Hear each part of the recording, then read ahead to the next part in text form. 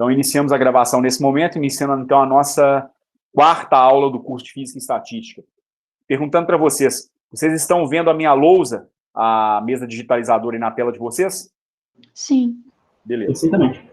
Então, vamos dar início aos nossos trabalhos. Temos, então, a nossa aula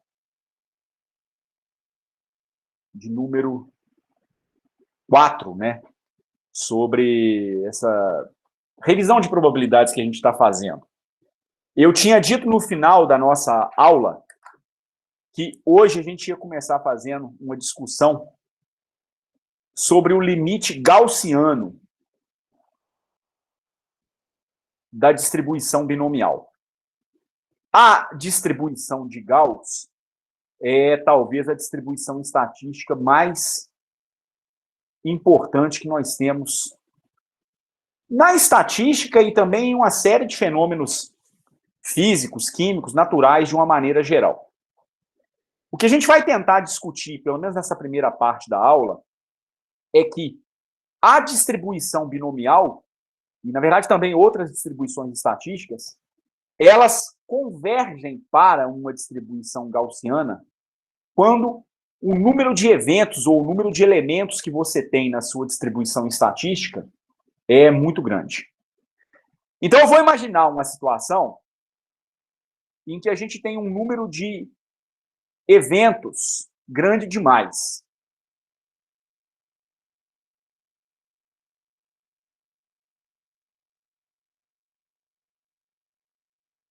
Então, o meu número n de eventos, ele vai, num cenário hipotético, ele vai tender para infinito.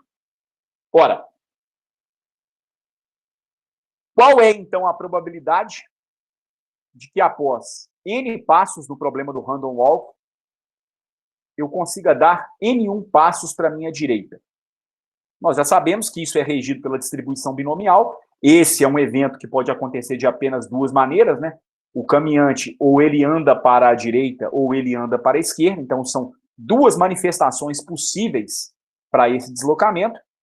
Isso aqui me dá o número n fatorial sobre n1 fatorial, n2 fatorial, p elevado a n1, que é a probabilidade de dar passos para a direita, elevado ao número de passos para a direita, vezes q elevado a n2. Vamos, então, imaginar um cenário limite para esse nosso processo. Então, dentro dessa situação em que eu tenho um número total de passos muito grande, o meu nzão ele é muito grande, eu vou imaginar esses cenários limites, esses seguintes cenários hipotéticos.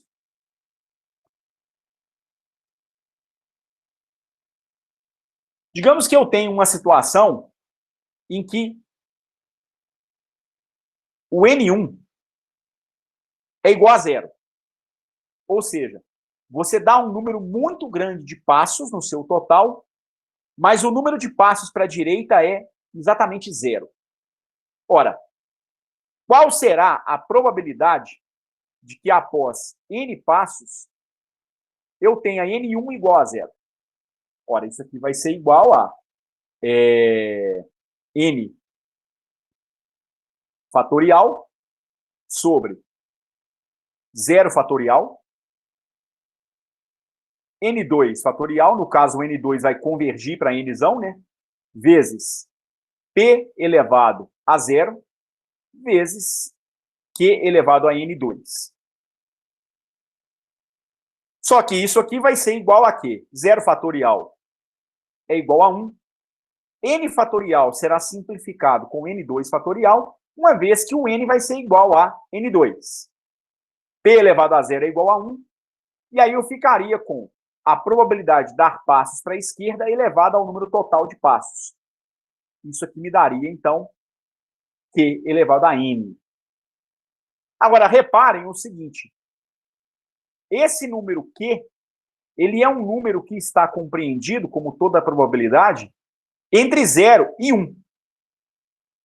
Se eu imaginar, então, o limite em que esse n tende para infinito de q elevado a n, ter um número entre 0 e 1 elevado a uma potência muito grande me dá um resultado que vai tender para quanto?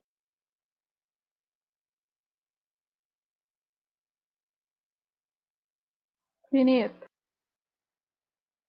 Tabata?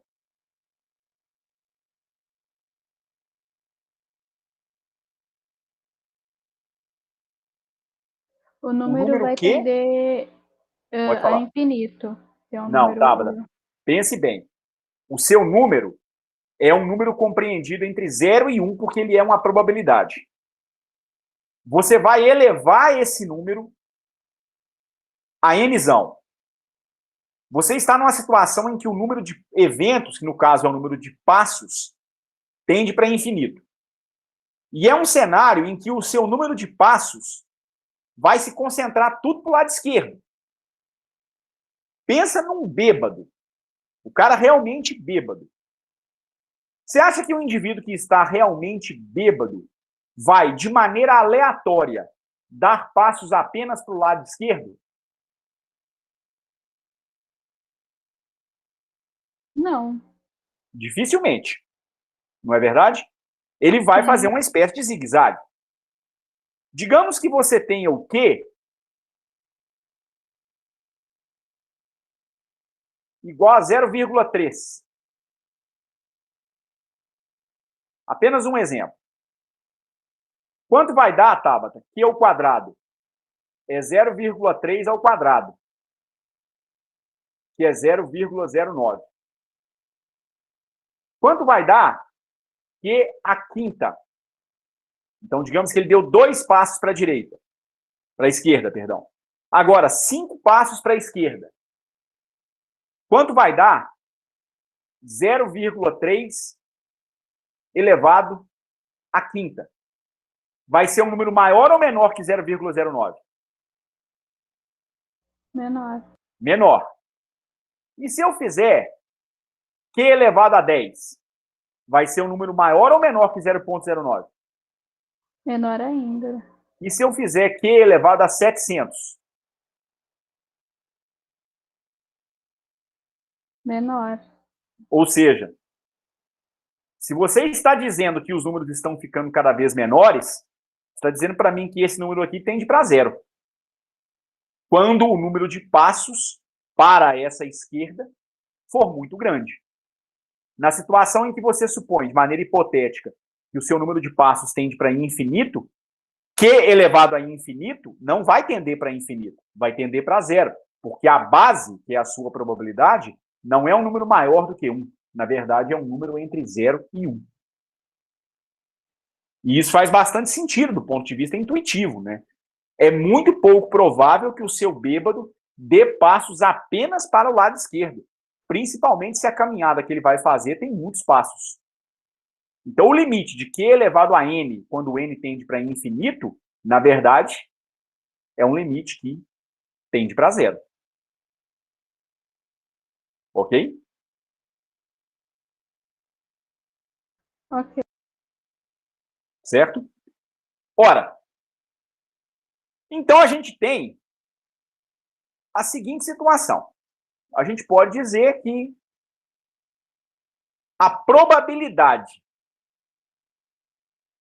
de que após n passos eu tenha o n1 igual a zero vai tender para zero. Ela é igual a Q elevado a n, e isso aqui tende para zero se o n tende para infinito.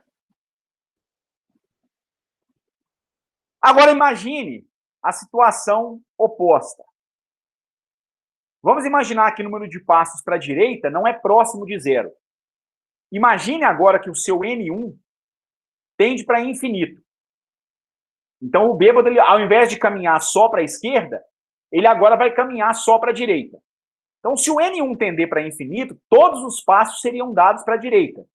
E aí, com isso, é o n2 que vai tender para zero. Qual vai ser o limite da sua probabilidade após n passos se o n1 tender para infinito quando n tende para infinito. Você dá um número enorme de passos, mas todos eles acabam que se concentram para o lado direito. Ora, isso aqui é o limite, quando n tende para infinito, de n fatorial sobre n1 fatorial, n2 fatorial, p elevado a n1, vezes q elevado a n2. Só que nós dissemos que o n1 está tendendo para infinito, assim como o n. Então é provável, né, nesse cenário, que o n2 vai tender para zero. Então isso aqui me daria o limite, quando o n tende para infinito, de n fatorial. O n1 vai tender para nzão, então você vai ter n fatorial no denominador, 0 fatorial aqui no n2, p elevado a n, vezes q elevado a zero, uma vez que todos os passos vão se concentrar agora para a direita. Assim como antes, q elevado a zero tende para 1. E o p elevado a n? Você tem outra vez que a probabilidade de dar um único passo para a direita, ela é um número entre 0 e 1. Então, se você está pensando num limite em que o n tende para infinito, p elevado a n, ou melhor, o limite de p elevado a n quando n tende para infinito, também vai ser igual a zero. E assim, a probabilidade de que após n passos você tenha o n1 tendendo para infinito, ou seja, você concentrar todos os passos para a direita, também vai ser zero. São duas situações limite. Você imaginar que você vai ter ou nenhum passo para a direita, ou todos os seus passos para a direita. Então, pensem bem. Só um minutinho, por favor. Vamos fazer uma espécie de um esboço do gráfico da probabilidade nesse cenário.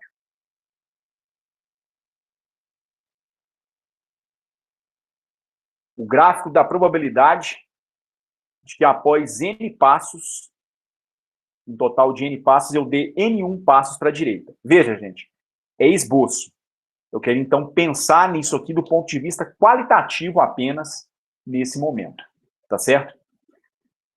Ora, nós já vimos que essa probabilidade de após n passos eu dar n1 passos para a direita, essa probabilidade ela tende a zero em dois cenários. Se o n1 tende para infinito e o n2 tende para zero, então ele caminha tudo para a direita, ou se o n1 tende para zero e o n2 tende para infinito. E nesse caso ele concentraria todos os nossos passos para a esquerda. Ora, se eu desejo construir um gráfico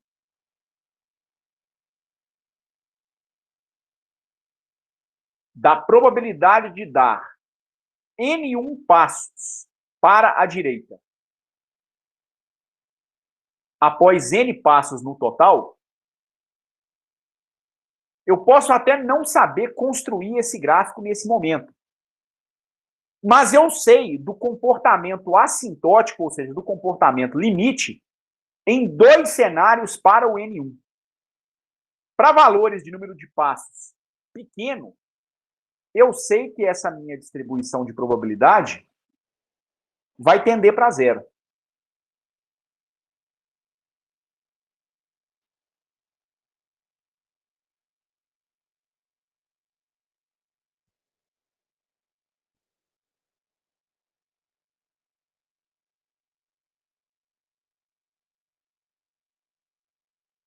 Depois eu sei que se o n1 fica muito grande,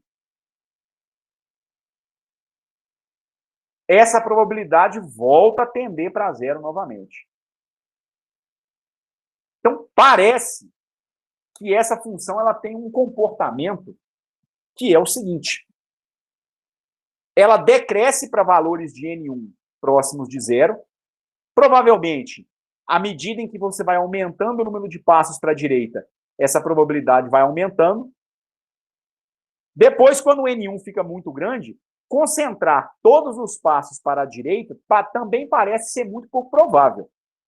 E aí a probabilidade de dar praticamente todos os passos para a direita, ela volta a ficar próximo de zero outra vez. Em outras palavras, o que acontece com essa função aqui no meio do caminho? O que acontece com a probabilidade no meio do caminho, entre esses dois limites? Nós ainda não sabemos. Sinceramente, não sabemos. Pode ser uma coisa desse tipo aqui. Pode ser uma coisa assim. Pode ser uma coisa assim. Enfim, não sei exatamente o que vai acontecer. Mas qualquer que seja o cenário que você imaginar, uma curva que tem esse comportamento limite, tanto para o seu argumento indo para zero, quanto para o seu argumento tendendo para N1, muito provavelmente deve ter um ponto de máximo aqui no meio do caminho. Então, a gente está especulando, nós estamos levantando a possibilidade do seguinte. É provável, nós vamos verificar o que a gente vai fazer, mas é provável que essa probabilidade de que após N passos eu dê N1 passos para a direita tenha um valor máximo entre esses dois limites.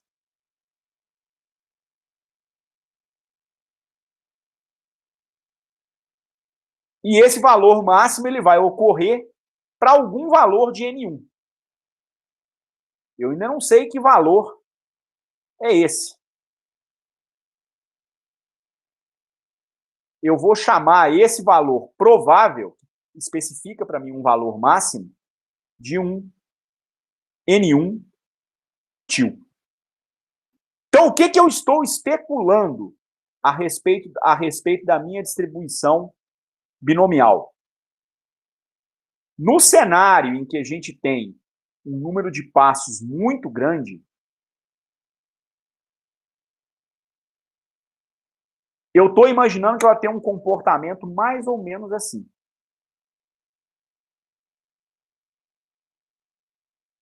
Ela tem um comportamento que mostra que ela tende a zero. Se o número de passos para a direita tende a zero. E ela volta a tender para zero se o número de passos para a direita tende para infinito. Então, para ela estar próxima de zero nessa região e estar próxima de zero nessa região, é muito provável que ela tenha um ponto de máximo no meio do caminho. Então, a gente vai ter que investigar essa possibilidade. Tentar descobrir se ela realmente possui um ponto de máximo e que valor do N1 vai te dar esse ponto de máximo para a minha probabilidade. Tá certo? Então, eu vou abrir mais uma página para a gente começar a discutir essa ideia. Eu vou apresentar uma identidade para vocês, que na verdade é uma aproximação, que vocês vão cansar de usar até o final desse curso de Física e Estatística. Eu não vou apresentar a dedução dessa relação, pelo menos no encontro de hoje, não. Depois eu quero que vocês deem uma olhada lá no livro do Salinas, é um dos apêndices do livro do Salinas, onde essa aproximação é discutida. Só quero, entretanto, fazer o seguinte. Recapitulando, a gente sabe que a probabilidade de que após N passos eu dê N1 passos para a direita é igual a N fatorial sobre N1 fatorial N menos N1 fatorial, que é o seu N2, vezes P elevado a N1, vezes Q elevado a N menos N1, esse N menos N1, recordando, é o seu N2.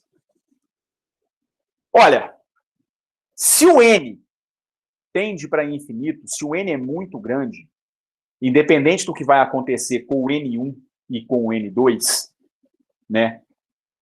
É bem provável, aliás, é bem provável não, fatalmente, o que vai acontecer com a função N fatorial? Você sabe que o fatorial é uma função que cresce muito rapidamente. Você pega o fatorial de 4, por exemplo, o fatorial de 4 dá 24. O fatorial de 5, ele já dá 120. O fatorial de 6 dá 720. O de 7, então, já não vou nem saber quanto dá. O fato é que se o número do qual você calcula o fatorial for muito grande, o fatorial dele vai ser absurdamente grande.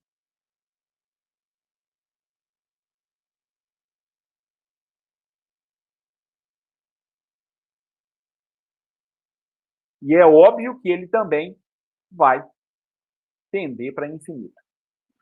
Então, o cálculo desse n fatorial para um valor de n que seja muito grande, ele não é conveniente, no final das contas.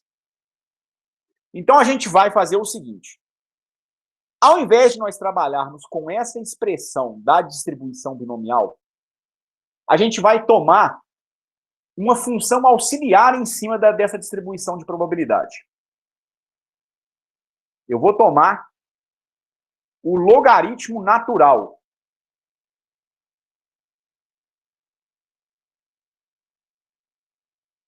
dessa minha função Pn de N1.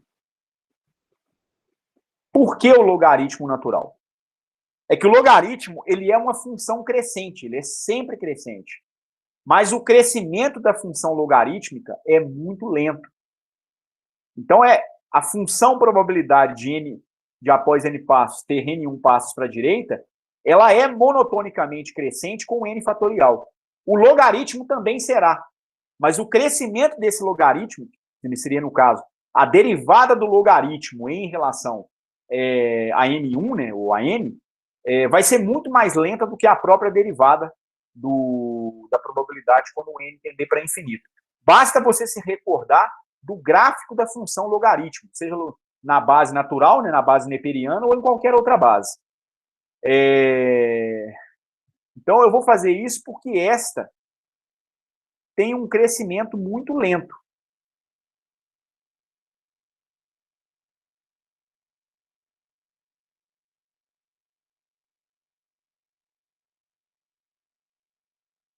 Principalmente se o seu argumento tende para infinito. E é o caso. Se você for fazer um esboço do gráfico da função ln de x, ou log de x,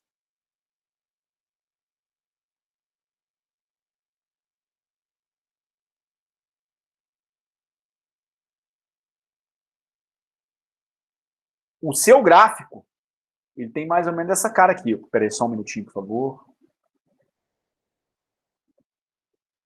Ele tem mais ou menos essa cara aqui, ó.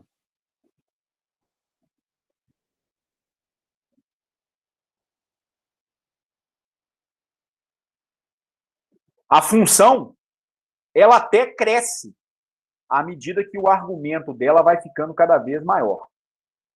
Mas você pode perceber que esse crescimento é cada vez menor. Então, se você pensar em termos da derivada do ln de x, né, onde x é uma variável qualquer, essa derivada ela vai ficando cada vez mais próxima de zero. Ou seja, o crescimento da função vai ficando cada vez mais lento. É isso, então, é esse argumento que eu vou explorar aqui na minha distribuição binomial. Eu vou fazer o seguinte. Eu vou tomar o logaritmo da probabilidade de que após n passos eu dê n1 passos para a direita. Ora, isso aqui vai ser o logaritmo de n fatorial sobre n1 fatorial, n2 fatorial, vezes p elevado a n1 vezes Q elevado a N2. É claro que é o logaritmo de toda a expressão, né? Então, as probabilidades P e Q estão dentro dessa expressão do logaritmo também. Ora, isso aqui me dá o quê? O logaritmo da probabilidade de após N passos, eu dar N1 passos para a direita, e isso vai ser igual a quê? Primeiro, aqui eu tenho um produto de 3 parcelas. Logaritmo do produto é igual à soma dos logaritmos de cada parcela. Então, isso aqui vai dar ln de n fatorial sobre n1 fatorial, n2 fatorial, mais o logaritmo da probabilidade de passos para a direita elevado ao número de passos para a direita, mais o logaritmo da probabilidade de passos para a esquerda vezes a probabilidade de passos para a esquerda. Na primeira parcela, eu tenho um logaritmo de produtos e de quocientes. Isso aqui, então, vai me dar o quê? Isso aqui me dá o logaritmo de n fatorial, está no numerador, menos o logaritmo do denominador, o ln de n1 fatorial, menos o ln de n2 fatorial, mais n1 ln de p, mais n2 vezes ln de q, onde, novamente, eu explorei propriedades operatórias dos logaritmos. Ok? O logaritmo de uma potência é a potência vezes o logaritmo daquela base. Ok? Então, agora nós vamos fazer o seguinte. Eu vou apresentar para vocês a aproximação que eu mencionei alguns minutos atrás. Eu vou apresentar a chamada aproximação de Stirling, que diz para mim o seguinte: se eu tenho um dado número n, peraí, se eu tenho um dado número n que é muito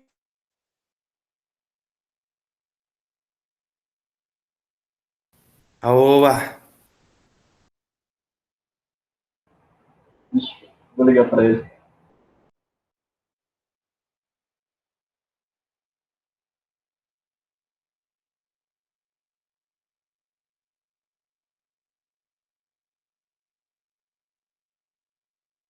Ô Marcelo,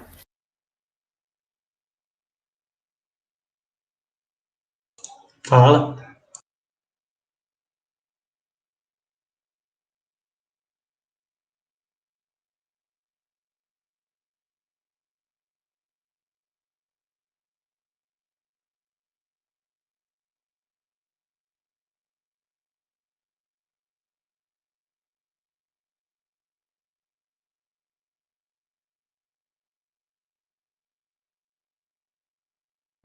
Eu já consegui falar com ele.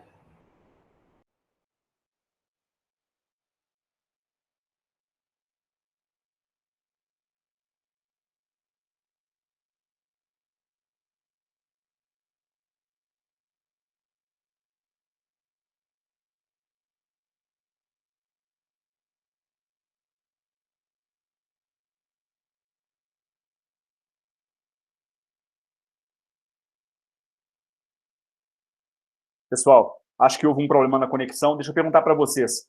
A partir de que ponto, mais ou menos, caiu? Até quando vocês acompanharam? Assim que caiu, eu cheguei. Acho que não foi nem um minuto. Então, vocês até onde eu apliquei o logaritmo na distribuição binomial, vocês acompanharam? Sim, sim. Tá. Então, agora eu estou apresentando, nesse momento, aquilo que eu chamo de aproximação de Stirling, que é uma aproximação válida para o logaritmo de um fatorial de um número, se esse número é um número muito grande. Então, o ln de n fatorial ele pode ser aproximado como o próprio número vezes o seu logaritmo menos o próprio número. Então, dá n ln de n menos o próprio n. Isso aqui está, se não me engano, em um apêndice. Eu acho que é no apêndice A. Edson, eu acho que não está gravando a lousa. Hã? Não está compartilhando a tela. Dá um minuto, então, por favor.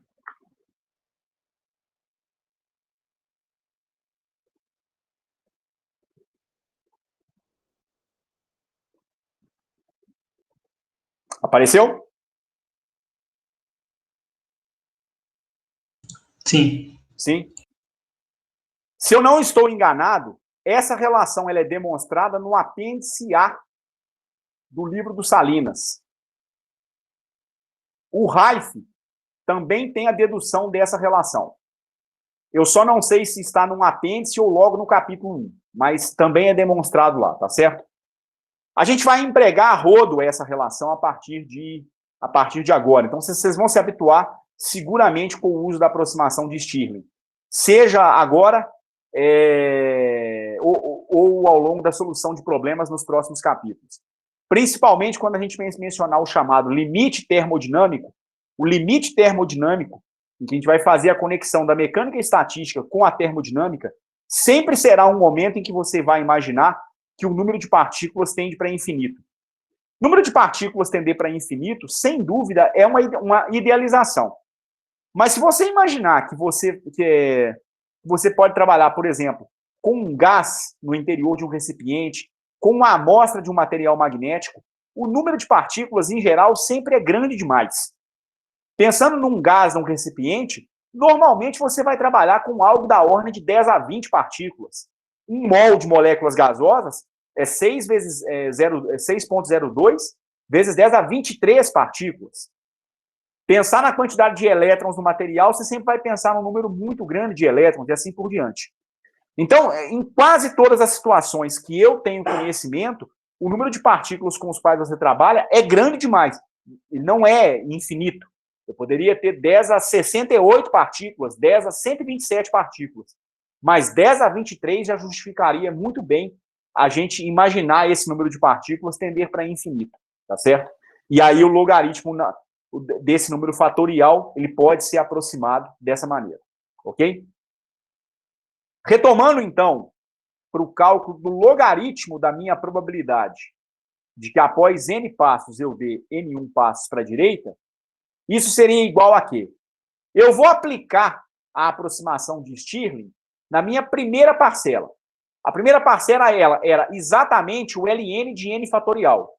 Isso vai ser igual, então, aproximadamente, a n ln de n menos n.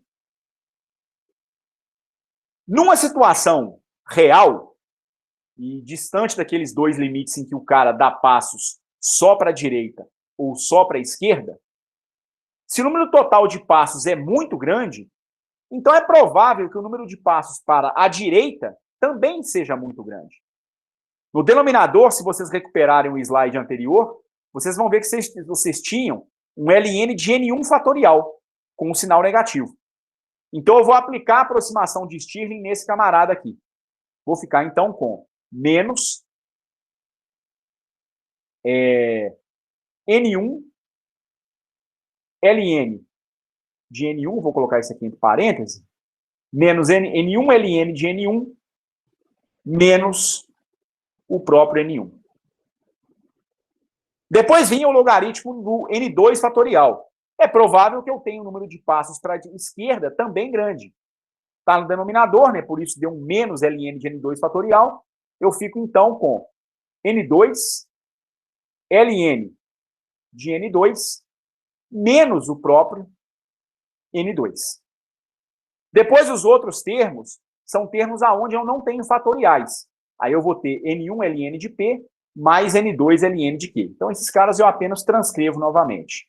Então, mais N1 ln de P mais N2 ln de Q. Nesse instante, eu vou usar a relação existente entre o N1, o N2 e o N.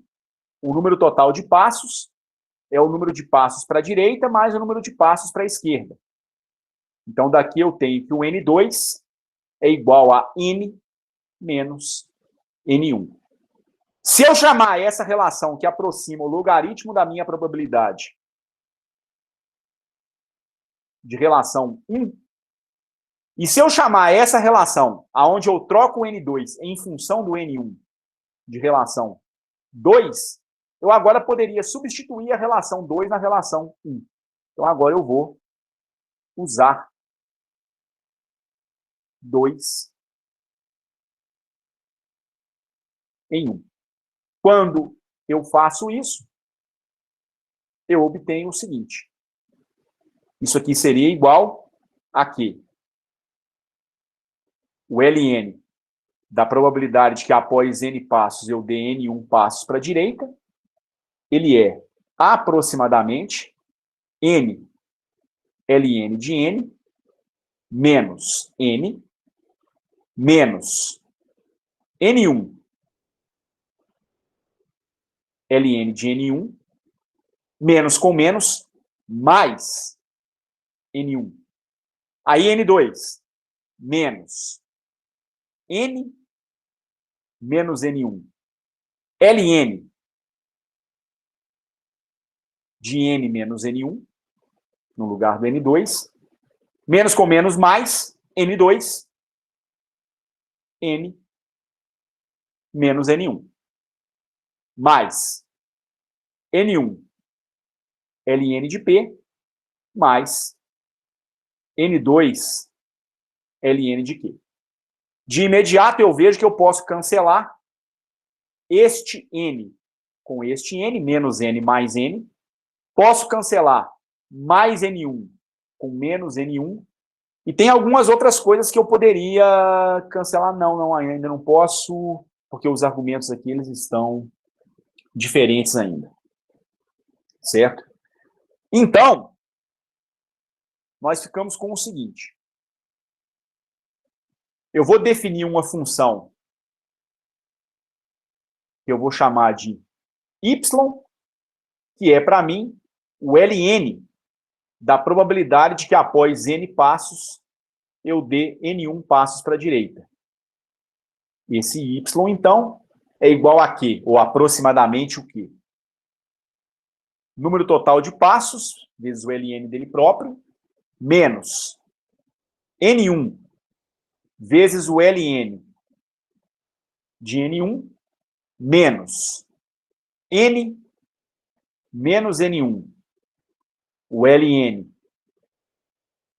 de n menos n1, mais n1 ln de p, mais n2 ln de q. Ok? Ora, o fato é o seguinte. Nós estamos, como eu tinha suposto lá atrás, admitindo que a probabilidade de que após n passos eu dê n1 passos para a direita, eu estou admitindo que essa função tenha um ponto de máximo. Depois ela começa a decrescer. O que será que acontece, então, com o logaritmo Pn de n1? Ora, o logaritmo é uma função crescente. Então, enquanto esse camarada aqui crescer, o logaritmo dele vai crescer também. Vai crescer numa taxa mais lenta, mas vai crescer também. Depois, se o N1 continua crescendo a partir do ponto de máximo, a probabilidade de que após N passos eu dê N1 passos para a direita começa a decair. Como o logaritmo é função dessa probabilidade, então é razoável imaginar que, se a probabilidade começa a cair, o logaritmo vai cair também. Trocando em miúdos, o comportamento qualitativo dessa função logaritmo da probabilidade deve ser parecido com o da própria probabilidade. Ela cresce acompanhando o crescimento da probabilidade, depois decresce acompanhando o decréscimo da probabilidade. E atinge um ponto de máximo exatamente no local aonde a probabilidade é máxima. Maior o valor da probabilidade, é provável que maior também seja o valor do logaritmo. Essas ideias a gente vai imaginar, a gente vai empregar a partir de agora.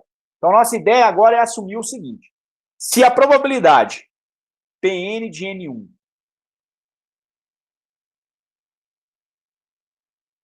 apresenta um certo valor máximo para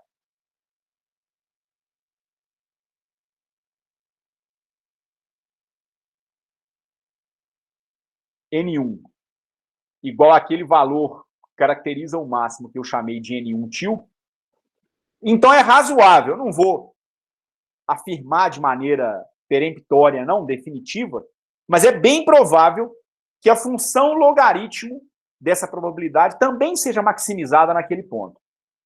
Então é razoável supor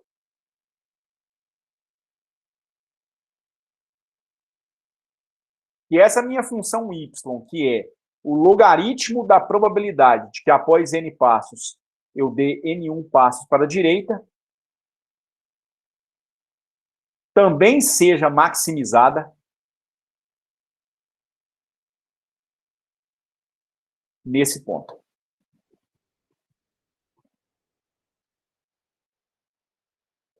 Razoável. Eu ainda não sei se é. Ok? O que nós vamos fazer, então? Como é que você investiga a presença de um máximo ou de um mínimo em uma função? Você precisa calcular a primeira derivada da função e exigir que essa primeira derivada seja zero. Aqui está até uma coisinha que já pode vazar, né? O N2 é igual a N menos N1. Então é isso que eu vou fazer. Eu vou calcular uma derivada especial. Eu vou tomar a derivada da minha função y em relação ao parâmetro nessa relação que é variável. O que é variável aqui é a quantidade de passos que eu posso dar para a direita. Você começa o problema com um número total de passos fixo. Você sabe quanto, ou imagina-se que você saiba quantos passos você vai utilizar no seu caminho aleatório, numa simulação computacional, por exemplo. Você vai fixar o valor da probabilidade de passos para a direita, vai fixar o valor da probabilidade de passos para a esquerda, que a não ser que o bêbado pare no meio do caminho para beber mais, o P e o Q eles vão estar fixados. O que pode ser variável no seu problema é o N1. Ele pode dar mais passos para a direita ou menos passos para a direita. Não à toa, cá atrás, nós fizemos um gráfico dessa probabilidade em função do N1, assumindo que o N1 era variável. Ok? Então, eu vou calcular a derivada do y em relação a N1, porque os outros parâmetros eles são fixos. Quanto me dá essa derivada? Ora, se é a derivada em relação a N1, aqui eu vou empregar uma derivada de produto. Isso aqui vai dar, então, o quê? Derivada de N1 em relação a N1, 1. Vai sobrar menos o logaritmo natural de N1. Menos N1 vezes derivada do ln de N1 em relação a N1. 1 sobre N1. Menos. Aqui eu vou ficar com menos N ln de N menos N1. Vejam só. Daqui eu gero duas parcelas.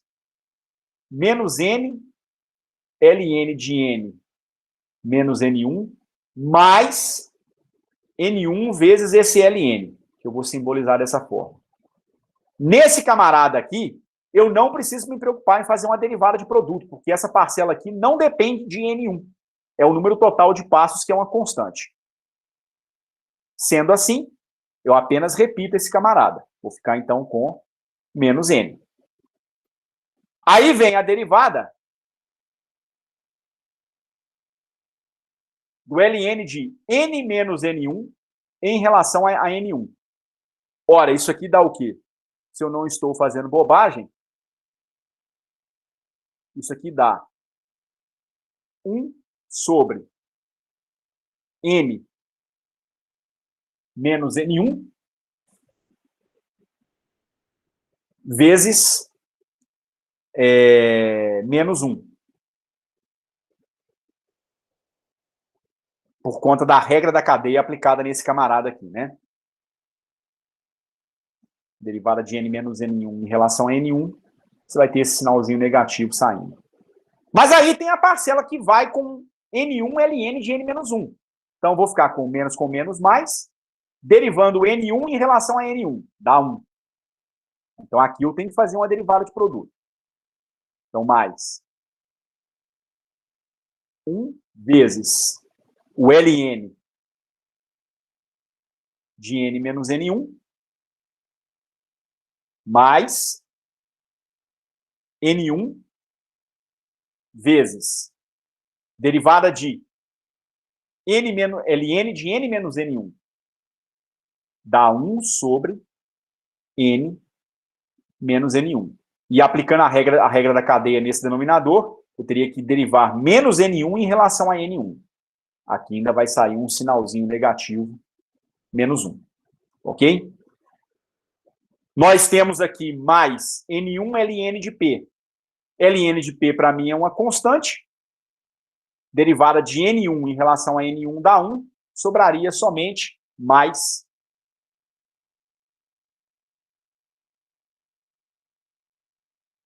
o ln de P. O N2 é N menos N1. O N não depende, o N é fixado, é constante. O N1 é que é variável. Sobraria a derivada de menos N1 em relação a N1, que dá menos 1. Tá? Mais ln de P, o que é uma constante. Aqui daria simplesmente o ln de Q.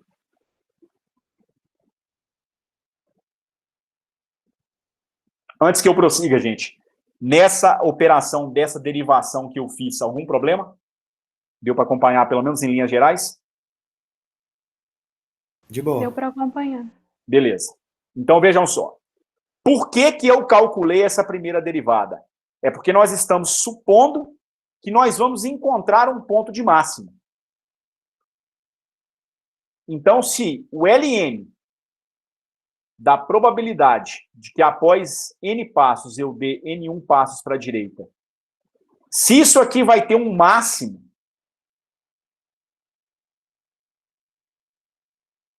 naquele valor característico que eu chamei de N1 til, ora, o que acontece com a primeira derivada quando você tem um ponto de máximo? Naquele ponto de máximo, a sua primeira derivada é 0. Então, você vai exigir que a derivada da função logaritmo da probabilidade em relação a N1, no ponto em que o N1 é igual a esse ponto, N1 til, você vai exigir que isso aqui seja igual a 0. Eu vou pegar, então, aquela minha primeira derivada e eu vou igualar essa derivada a 0. Apenas aqui fazendo algumas simplificações, né? Esse N1 com esse N1 pode ser simplificado, vai dar menos 1. Aqui eu vou ter menos com menos mais N sobre N menos 1. Aqui eu vou ter mais com menos N1 sobre N menos 1. Então, reparem o seguinte. Nessa parcela, eu fico com N que multiplica N menos N1. Nessa outra parcela aqui, eu vou ter menos N1 sobre N menos N1. Em outras palavras, esses caras são somados, né? Eu posso juntar essa parcela com essa parcela. Aí dá N menos N1 dividido por N menos N1. É o denominador comum nas duas parcelas. E, obviamente, esse resultado vai dar 1. Vou ficar, então, com o seguinte. Menos o logaritmo natural de N1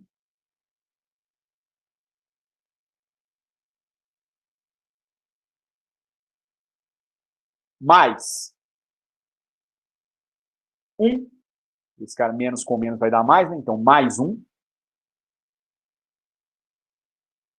mais o logaritmo natural de n menos n1, que é o que eu tinha nessa parcela aqui. Esse camarada se agrupou com esse aqui, né?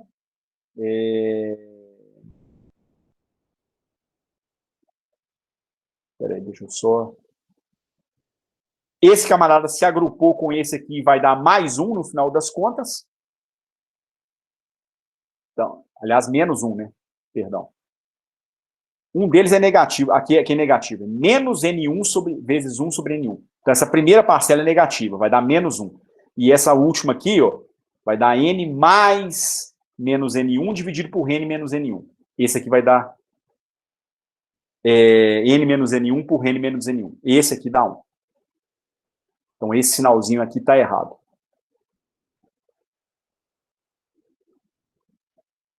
Então, dá menos Ln de N1, menos 1, mais Ln de N menos N1, mais 1. E aí, essa parcela é eliminada com essa. Depois vem mais Ln de P, menos Ln de Q.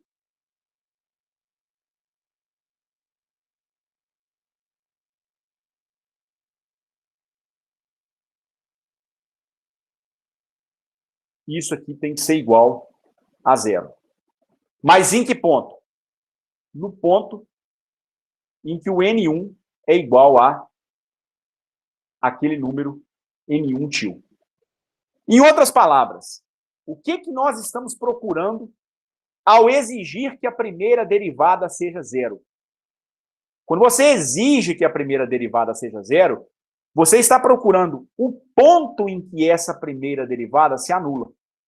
Então, eu quero saber o seguinte: qual é o valor de número de passos para a direita que torna a primeira derivada da minha função logaritmo de probabilidade igual a 0? Mostrando que isso aqui vai ser um ponto de máximo, ou de mínimo, ou ainda um ponto de inflexão. Então, nós temos um problema que é o seguinte: nós estamos supondo que há um ponto de máximo. Pode ser que ele seja um ponto de mínimo, ou um ponto de inflexão. Para eu ter certeza disso, eu vou precisar fazer o teste da segunda derivada. E isso sim é que vai dizer para mim se o ponto é de máximo ou é de mínimo. Ok? Então, a gente vai ficar com o seguinte. Isso aqui vai dar Ln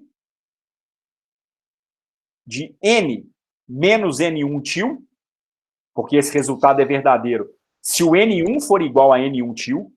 Então, dá Ln de N menos N1 tio, dividido por N1, utilizando propriedades de operação dos logaritmos, né? Logaritmo do quociente, mais, ou melhor,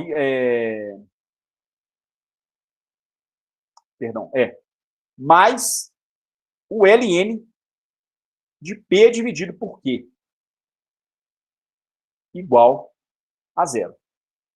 Lembrando ainda que o Q é igual a 1 menos P, para escrever isso em termos de uma única variável. Ora, eu tenho agora uma soma de 2 logaritmos, isso aqui me dá o logaritmo de N menos N1 tio sobre N1 tio, aqui também tem que colocar o N1 tio, né, a variável em que a função é maximizada ou minimizada. Logaritmo de A mais logaritmo de B é o logaritmo de A vezes B. Então, isso aqui daria P que multiplica 1 menos P. E isso aqui tem que ser igual a 0. Ora, quando você tem o logaritmo de um número real igualado a 0, significa que esse seu número real só pode ter um determinado valor, né? Se eu tomar aqui a função exponencial dos dois lados, x vai ser igual a exponencial de 0, isso aqui tem que ser igual a 1. Em outras palavras, o argumento dentro da sua função logaritmo natural, ele tem que ser igual a 1. Eu ficaria, então, com o seguinte: n menos n1 tio sobre n1 tio vezes P que multiplica 1 menos P igual a 1. Daí eu tenho o seguinte. N vezes P menos N1 tio vezes P igual a N1 tio menos N1 tio vezes P. Eu multipliquei o N1 por 1 menos P e na sequência fiz a multiplicação cruzada. Olha que legalzinho. O termo N1 tio vezes P, que é o número de passos para a direita, onde a função logaritmo de probabilidade é maximizada, ele aparece da mesma forma, a direita e a esquerda dessa relação. Então, esse termo é cancelado com esse. Né? Se você manipular, você vai ver isso imediatamente. Sobrou apenas o N1 tio. N1 tio é igual a N vezes P.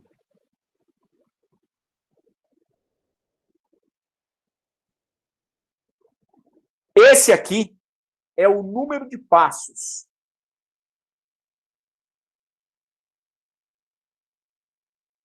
para a direita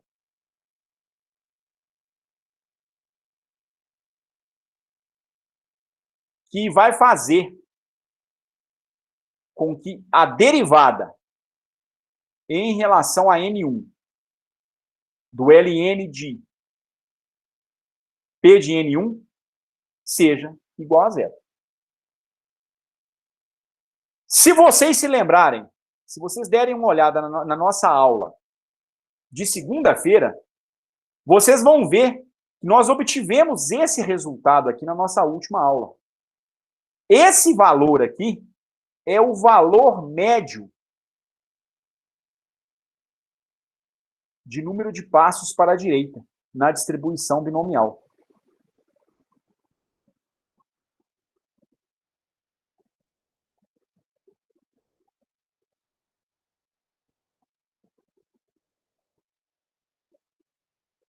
Isso após nzão passos na distribuição binomial. Ou seja, se você caminha dentro da média, você estaria maximizando a sua distribuição binomial. É o valor médio de número de passos para a direita após um total de n passos, com uma certa probabilidade P, que maximiza o seu número de passos para a direita. Isso é típico do que acontece numa distribuição gaussiana. Nas distribuições gaussianas, o valor médio sempre é o valor aonde a gaussiana é maximizada. Mas a gente está vendo que, para a distribuição binomial, isso acontece, desde que o número de passos dados, o número de eventos, seja grande. O que nós não temos certeza ainda é com relação a se esse ponto realmente é um ponto de máximo. Ele é um ponto extremo ou um ponto de inflexão. Porque exigir que a primeira derivada seja 0 não garante para você que o ponto é de máximo. É um ponto extremo ou é um ponto de inflexão? Eu precisaria fazer o teste da segunda derivada. Então, a gente deve fazer essa pergunta ao final desse processo. Será que em N1 tio igual a N1 vezes P, será que nós temos realmente um máximo?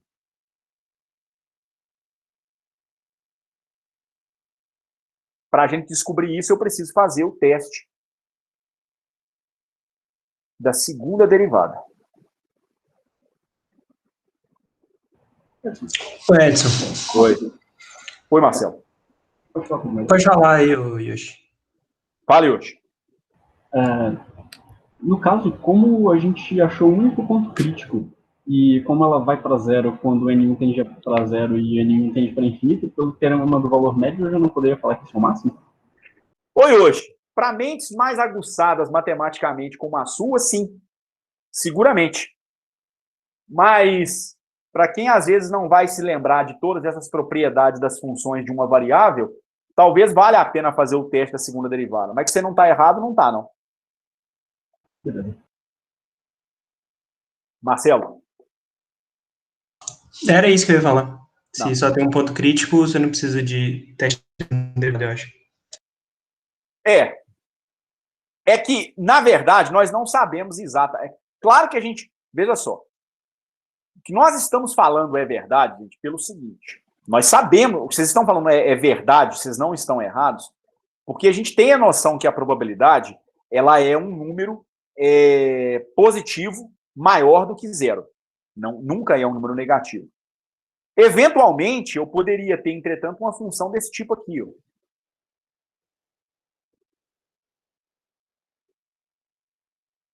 Que tende para zero quando o argumento é pequeno e também tende para zero quando o argumento é grande. Nesse caso, ela tem um ponto de mínimo.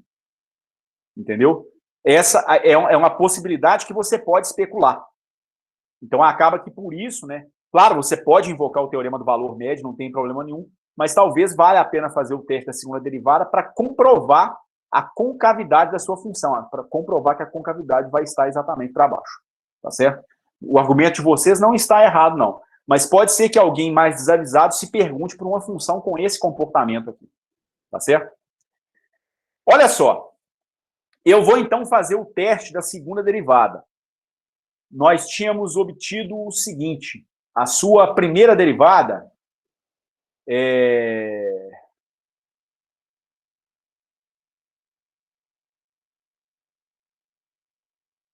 a derivada de y em relação a n1, ela tinha dado como resultado o logaritmo de n menos n1, dividido por n1, se eu não estou enganado, vezes p dividido por q, alguma coisa assim. E nós exigimos que isso aqui fosse igual a zero. Se você fizer a segunda derivada,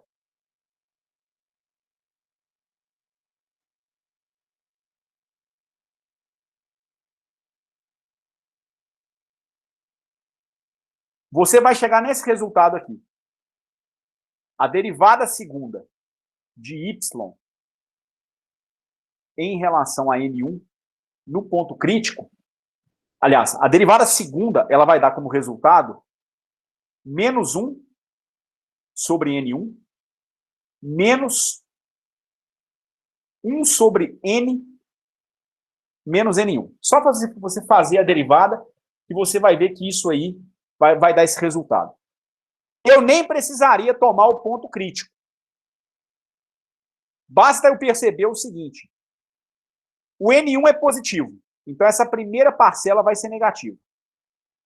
O n é positivo e é maior do que o n1. Eventualmente, ele pode ser igual, mas nesse caso a probabilidade seria zero, ou muito próxima de zero, né? Porque aí todos os passos seriam para a direita. Muito pouco provável. Esse número aqui também será positivo, mas tem esse sinal negativo. Isso aqui vai ser menor do que zero. Indicando que a concavidade da função vai estar para baixo. Para você fazer a coisa direitinho, você precisaria avaliar esse negócio no ponto crítico. Então, você vai ficar com derivada segunda de y em relação a n1, avaliada no seu ponto crítico, que é n1 til igual a n vezes p. Isso aqui vai dar o quê? Menos 1 sobre n vezes p, o n1 vai ser trocado pelo valor crítico, menos 1 sobre n menos n vezes p.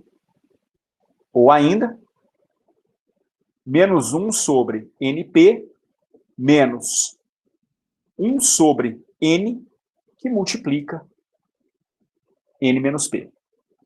1 menos p, que é um número essencialmente positivo. Então, essa parcela aqui, porque n e p são positivas, ela é menor do que zero. Essa outra parcela aqui também é menor do que zero, uma vez que o q é um número menor do que zero.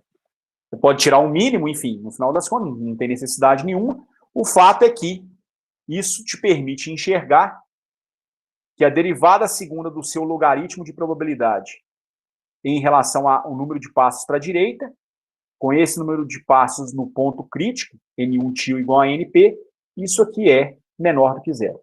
Derivada primeira igual a zero, derivada segunda negativa, então realmente nós temos de um ponto de máxima. A concavidade dessa curva ela está voltada para baixo. Ok? Ora, o que a gente pode fazer, então, a partir de agora? Eu vou tomar a minha função y novamente. O y ele é igual ao logaritmo natural da probabilidade em relação ao número total de passos após N1 passos para a direita. Essa expressão, ela é igual a quê? Vamos recapitular isso aqui em cima.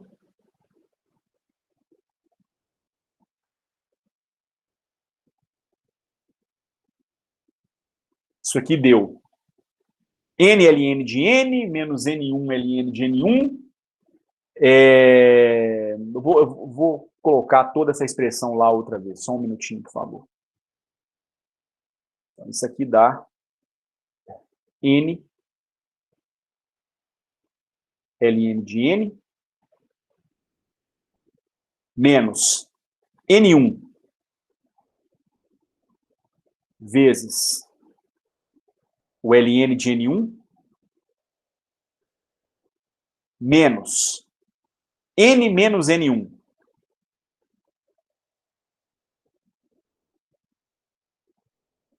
vezes o ln do próprio n menos n1 mais L1 ln de P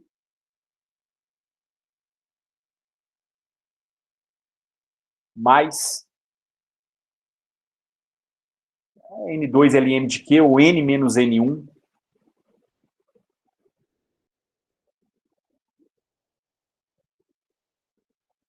vezes o ln de P, ou no caso, pode ser Q mesmo, acho que o resultado final fica bom. Vamos imaginar o seguinte. Vamos expandir essa função em torno do ponto crítico. Vou fazer uma expansão em série, então. Então, eu vou expandir em série de potência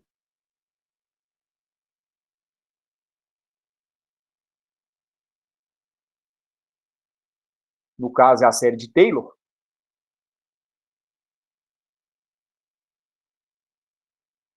a função y. Você precisa escolher um ponto em torno do qual a sua função vai ser expandida. Eu vou expandir essa função em torno de N1 tio igual a N vezes P. Eu vou deixar isso aí como uma tarefa para vocês. Se vocês fizerem essa expansão para o N1 igual a N1 tio em torno de N vezes P, você vai chegar no seguinte resultado. Tome a expressão da série de Taylor, você vai chegar no seguinte. O primeiro termo da sua expansão é a função avaliada em torno do ponto no qual você quer a expansão. Então, isso aqui dá a função avaliada em N1 tio. Seria o termo de ordem zero da sua expansão. Depois, você tem a primeira derivada. Vem a derivada de y em relação a N1, avaliada em N igual a N1 tio, vezes N menos N1. Você está fazendo uma expansão da função y, que depende de N1, em torno de N igual a N1 tio. Mais o termo de segunda derivada. Então, mais 1 sobre 2 fatorial, derivada segunda de y, em relação a N1, avaliada em N igual a N1 til, vezes N menos N1. Aqui é N1 til, né? Porque o argumento da a sua função aliás, é isso mesmo. Na verdade, eu vou derivar aqui em relação a N, que é o número total de passos agora. E eu estou aproximando o número total de passos como sendo o valor médio. Então, aqui não seria derivada feita em relação a N1, não. Só consertar isso aqui, por favor. Então, a derivada de y em relação a n, para n igual a n1 til, vezes n menos n1 til, que o n vai flutuar em torno do valor médio de n1. Depois a derivada segunda de y em relação a n, avaliada em n igual a n1 til, vezes n menos n1 til elevado ao quadrado. É a expansão usual em série de Taylor. E assim por diante, com os termos de ordem superior. Mas chama a atenção que aqui na primeira derivada acontece um caso interessante. Se a sua função é maximizada nesse ponto, porque esse ponto aqui é o seu ponto crítico, então essa primeira derivada aqui, ela dá zero. E esse termo aqui, então, já vai desaparecer. Esse fator aqui é uma constante, é simplesmente a função avaliada naquele ponto. Vou chamar essa constante aqui de C. Não é um termo variável. Quem é a sua função y? A sua função y é o logaritmo da probabilidade de que após n passos eu dê n1 passos para a direita. Isso aqui, então, dá uma constante mais 1 sobre 2 fatorial, vezes a segunda derivada que vocês vão calcular acima.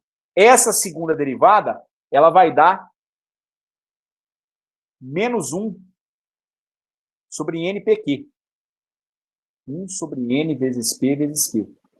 Vezes n menos n1 til elevado ao quadrado.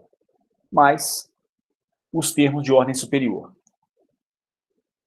Esses termos, como eles vão ser inversamente proporcionais a n, muito provavelmente eles vão ser muito pequenos, eles vão acabar sendo desprezados no final das contas.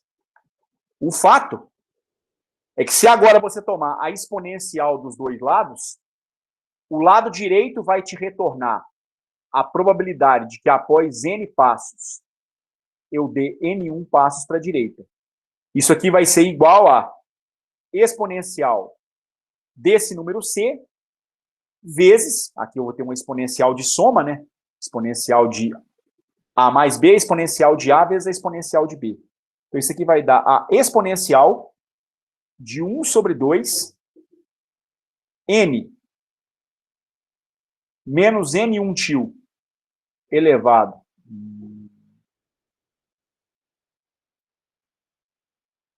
elevado ao quadrado sobre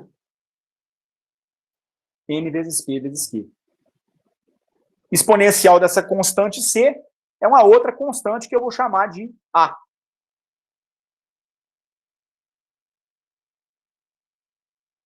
Que é uma constante. Então, logo, em torno do número de passos igual ao número médio n1 til igual a n vezes p,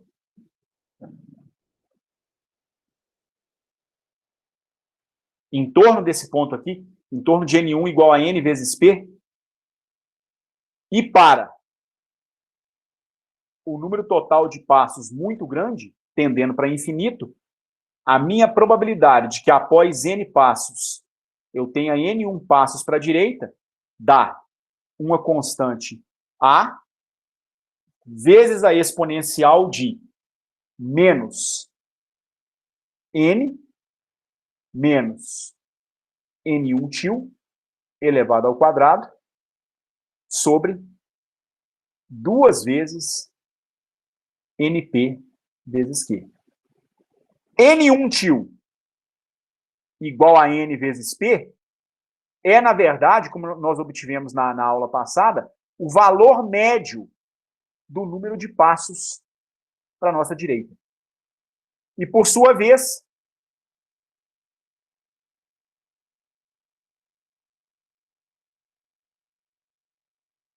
o termo sigma ao quadrado igual a 1 sobre n vezes p vezes q, eu acho que nós demonstramos isso na aula passada também. Isso aqui é a dispersão ou variância da minha distribuição de probabilidades. A gente mostrou que ela é dada por esse resultado aqui. O que nós estamos concluindo, então, é que para um número grande de passos e em torno do valor médio, a sua função tem um comportamento de uma distribuição gaussiana. Então, nós estamos mostrando que a distribuição binomial converge para uma distribuição gaussiana no limite de um grande número de eventos. No nosso caso aqui, um grande número de passos para a direita, no caso de passos, né, o número total de passos, no caso do problema do caminho aleatório. Exponencial de menos n menos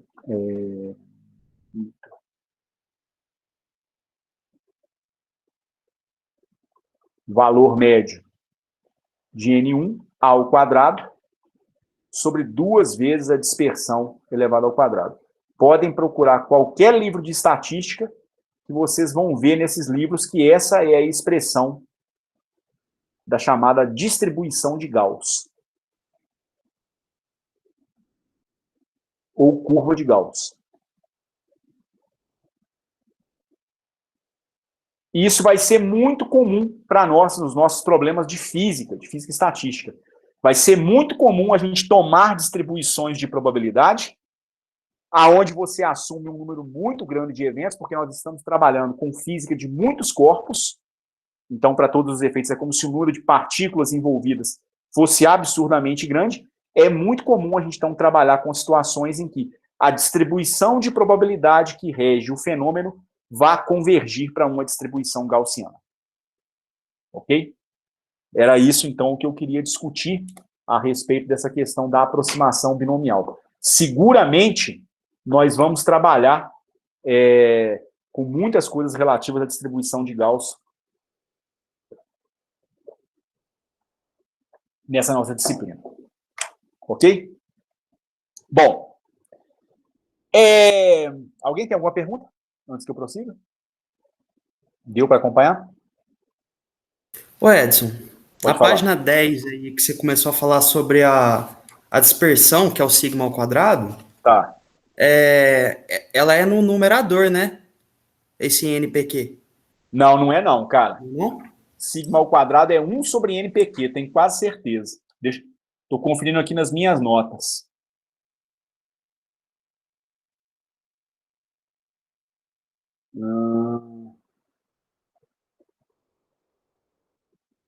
Não, Rafael, você tem razão. Aqui nas minhas notas realmente está dando sigma ao quadrado igual a NPQ. Mas na distribuição de Gauss, a dispersão aparece no denominador mesmo desse fator. Isso aí está certo. Mas é porque você colocou o sigma no denominador e o NPQ também está no denominador. Ah, tá certo, tá certo. A definição aqui que está errada, Rafael, tá certo. Aqui eu tenho 2 NPQ, Rafael. Então veja o seguinte, esse meu fator aqui, ele já é a minha dispersão sigma ao quadrado. O que está errado é isso aqui. A dispersão ou variância não é 1 sobre NPQ. Ok? A dispersão, na verdade, é o próprio NPQ. Então, aqui eu já poderia trocar NP vezes Q por sigma ao quadrado. O que está errado é essa definição aqui. Beleza? Beleza, obrigado. Então tá certinho. Não tem nenhum problema, não. Mais alguma pergunta, gente, por enquanto?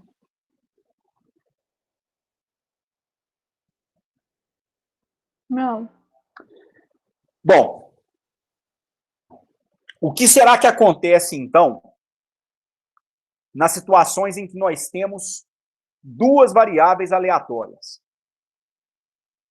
no nosso problema do random walk, nós temos uma variável aleatória, porque você tem o deslocamento ao longo de apenas uma direção. Então, você pode dar passos para a direita ou para a esquerda. A sua variável é o deslocamento que você tem ao longo dessa linha que a gente está chamando do eixo X. Digamos, entretanto, que o seu bêbado vai fazer um deslocamento mais real. Ele vai se deslocar num plano e não mais ao longo de uma linha reta. Ou você vai liberar uma molécula em cima de uma superfície, sofrendo várias interações. E aí, com isso, com essas várias interações, ela pode se deslocar ao longo desse plano, seja ao longo de um eixo X, ou seja ao longo de um eixo Y. Então, ela tem, na verdade, dois deslocamentos possíveis ao longo de duas direções. Vamos começar a discutir um pouquinho, então, a respeito de problemas com duas variáveis aleatórias.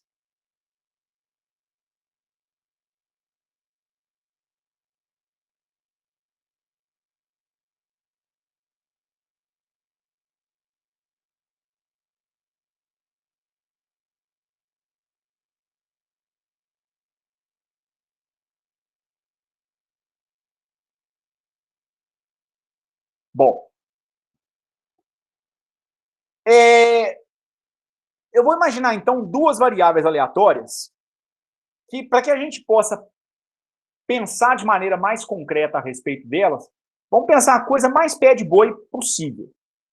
Vamos imaginar que a primeira variável diz respeito ao lançamento de uma moeda e a segunda variável diz respeito ao lançamento de um dado. Tá certo? Então, no primeiro evento, eu estaria interessado na probabilidade de obter uma face cara.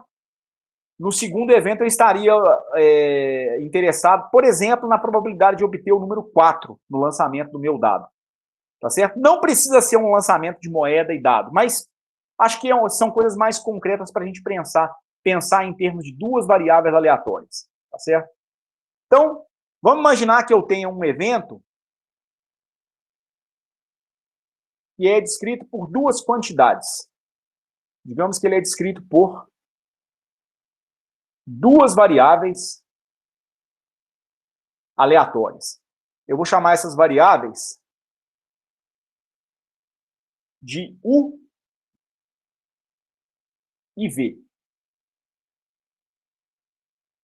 E aí, eu vou definir uma probabilidade P de que o U assuma um certo valor UJ e o V assuma um certo valor VK.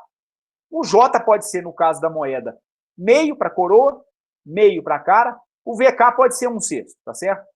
Pode ser um evento onde você tenha muito mais manifestações, muito mais possibilidades. Daí, então, ter índices que tem que ser, pelo menos em princípio, diferentes. Aqui o J é um índice que, para o caso do lançamento de uma moeda, poderia ter dois valores, o 1 e o 2. Por coincidência, essas duas probabilidades são iguais. No caso de um lançamento de um dado, o K tem 6 manifestações possíveis, porque um dado tem 6 faces. Então, 1, 2, 3, 4, 5 e 6 são os possíveis resultados que você pode ter. Tá certo? Então, esse símbolo aqui, para mim, ele designa a probabilidade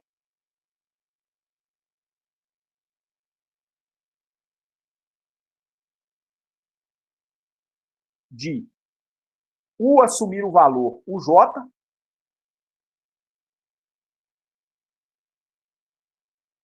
e V assumir o valor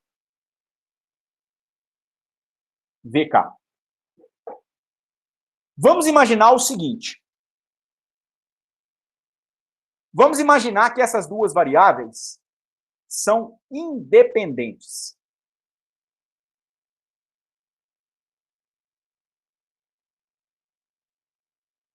E daí o exemplo da moeda e do dado se torna mais eficiente ainda. Você pega um dado, por exemplo, com as faces. Sei lá se as faces dos dados são exatamente isso aqui.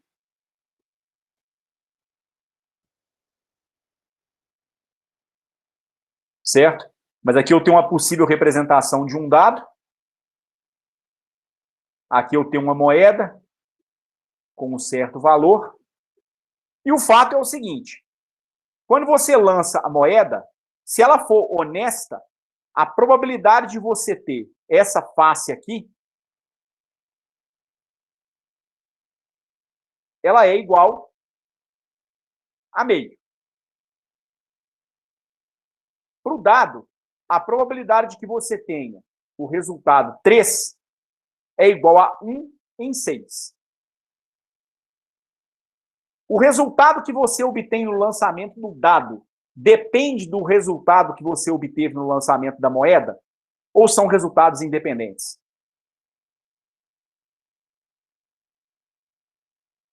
São resultados independentes. Totalmente independentes. Um não influencia no outro. Então, qual será, nesse caso, a probabilidade conjunta de que a minha moeda tenha o meu valor meio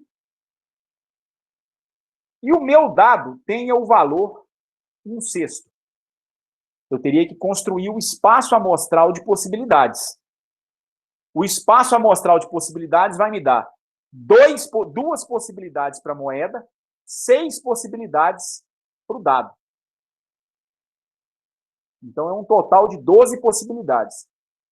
A probabilidade de você ter... Aqui a simbologia está até errada, porque aqui eu queria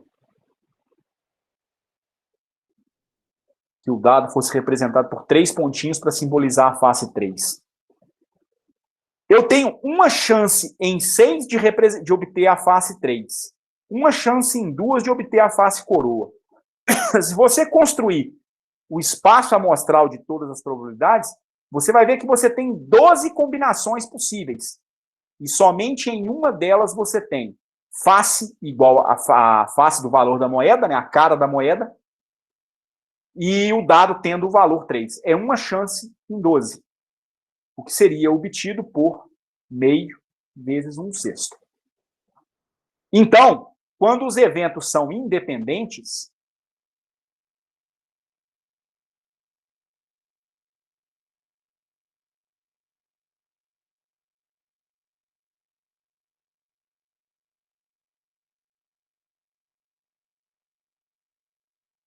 a probabilidade de que a tua primeira variável assuma um valor UJ e a segunda variável assuma um valor VK, sempre que os eventos forem independentes, é simplesmente o produto das probabilidades individuais.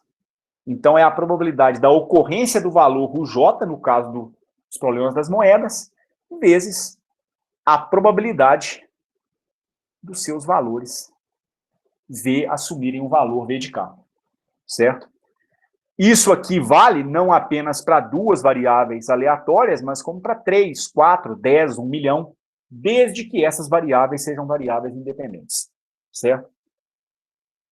Vamos agora fazer o seguinte. E se nós somarmos a probabilidade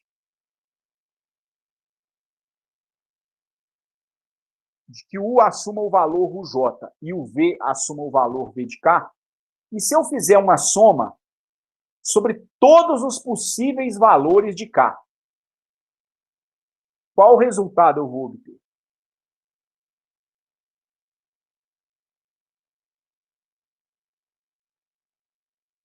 Em outras palavras, eu estou calculando um somatório com o K indo de 1 até um certo número N, de PUJ vezes PVK. Isso aqui vai ser igual aqui.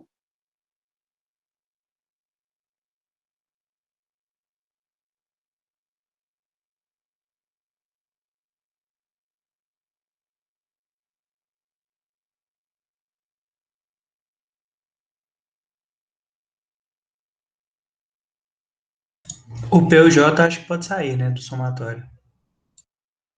Pode, mas você tem que levar em conta o seguinte.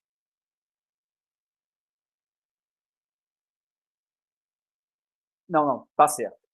Isso aqui dá PUJ consideração que eu iria fazer era outra. Obrigado, Marcelo. Isso aqui é igual a probabilidade da ocorrência do evento UJ vezes a soma com K indo de 1 até Nzão das suas probabilidades em V de K. Se você vai somar sobre todos os valores... Ixi, vou ligar para ele.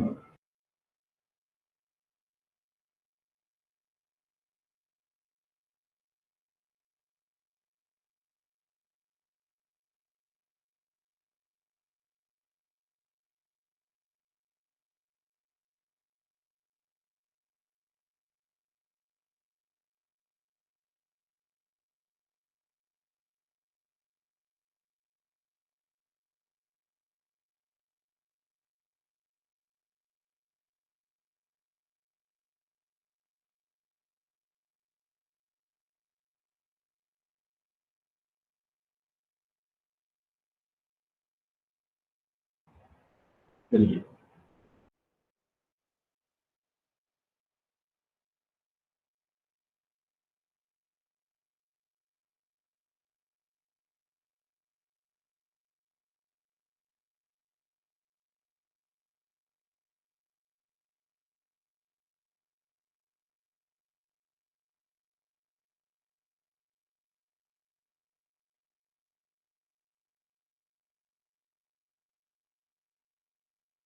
Ué, estranho, agora tem 2 Edson na reunião.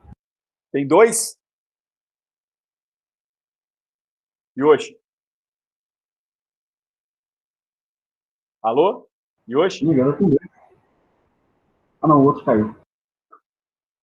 Yoshi, tá me ouvindo? Não tô ouvindo. Tá me ouvindo? Tô te ouvindo, sim. Eu não sei se você tá me escutando. Ah, não. Eu consigo escutar.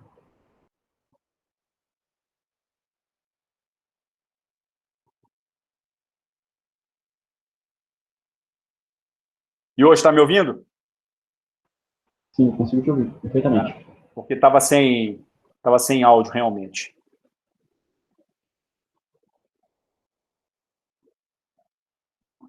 Bom, e se agora eu fizer um somatório, um outro somatório? Digamos que agora eu some em J, com J de 1 indo até um certo valor Mzão, que é o número de possibilidades que a variável U pode assumir, do PUJ. Isso também vai dar 1, tá certo? A sua função, ela também está normalizada em U de J. Como é que eu vou pensar nesse caso em termos de valores médios? Como é que eu calcularia o valor médio de uma função que dependa dessas variáveis U e V? Vamos ver como é que a gente vai escrever isso aqui.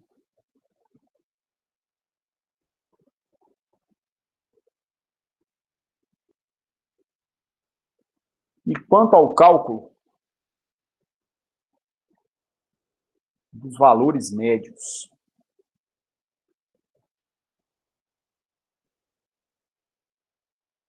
Gente, eu vou parar por aqui, eu vou cortar esse pedacinho da aula, porque não vai dar para terminar isso aqui, tá certo? Daqui a pouco eu vou começar a aula também, tá certo? Então eu vou interromper agora nesse momento. Você vai gastar mais alguns minutos, senão eu vou acabar entrando no espaço da outra aula. Ok? Então, encerrando a apresentação nesse momento. Ok? Encerrando a aula nesse momento, então.